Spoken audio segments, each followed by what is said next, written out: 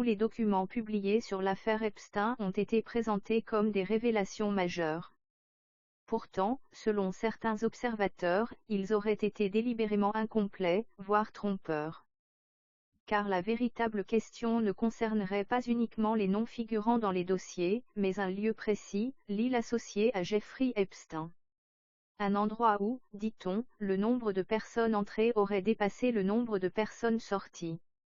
De l'extérieur, cette île des îles Vierges américaines paraît banale, végétation luxuriante, plage paradisiaque, décor de cartes postales. En 1998, Jeffrey Epstein en devient pleinement propriétaire. Officiellement, il s'agit d'une propriété privée. Mais dans les faits, l'île est transformée en zone interdite, tourisme prohibé, visite interdite, photographie refusée, embarcation repoussée. Selon le récit, le niveau de protection aurait dépassé celui de certaines installations militaires. Pourquoi un homme d'affaires aurait-il besoin d'un tel isolement? Pourquoi un lieu présenté comme une résidence privée serait-il à ce point verrouillé? Au fil du temps, certains chercheurs ont affirmé que l'île aurait été indirectement évoquée dans des productions culturelles, notamment Disney, une île isolée, des enfants débarquant, un groupe d'élite s'y rendant secrètement. Coïncidence ou fiction? Le détail qui intrigue davantage est architectural. Au sommet de l'île se trouve un bâtiment en forme de dôme, dont les couleurs et le design rappelleraient le célèbre logo Disney. Est-ce une simple inspiration esthétique? Ou un symbole volontairement choisi, associé au monde de l'enfance et de l'innocence, dans un lieu décrit comme tout sauf innocent? Des témoignages rapportent que l'île ne se limitait pas à des villas luxueuses. On évoque la présence d'équipements médicaux dont l'usage n'était pas clair, de pièces totalement insonorisées, et d'installations qui ne correspondent pas à un simple lieu de détente. Pourquoi un espace de loisirs aurait-il besoin de salles insonorisées? Pourquoi du matériel coûteux sans utilité récréative apparente? Certains ont avancé l'hypothèse qu'il ne s'agissait pas d'un simple refuge privé, mais d'un lieu isolé pouvant servir à des activités plus sombres. Un autre point attire l'attention, malgré l'ère des smartphones et des drones, peu d'images détaillées de l'île ont circulé.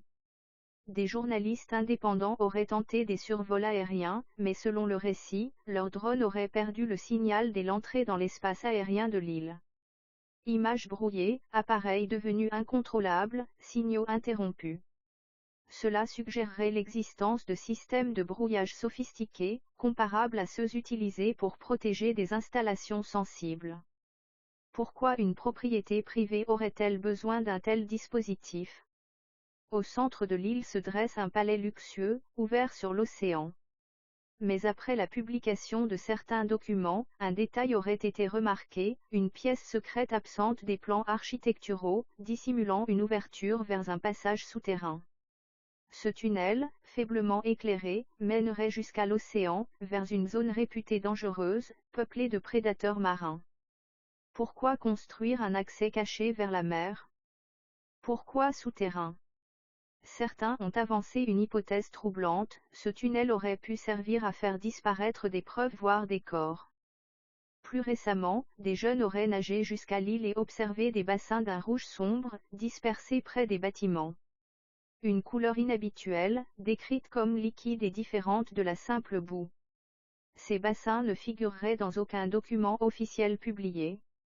S'agissait-il de déchets? Du résultat d'expérience? La question reste posée.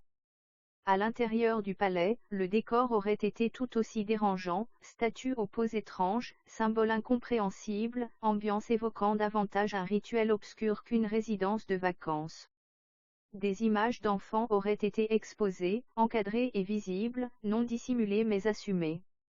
Selon le récit, cela reflèterait une mentalité particulière, un monde construit à part, où l'enfant ne serait plus perçu comme une personne, mais comme un objet.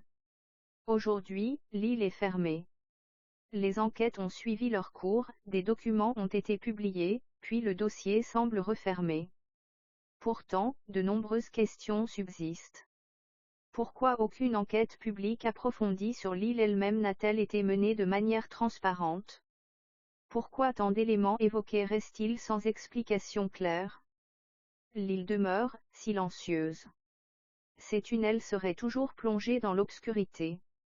Et pour certains, elle reste le symbole d'une vérité incomplète, un lieu dont les dossiers, peut-être, ne seront jamais totalement révélés.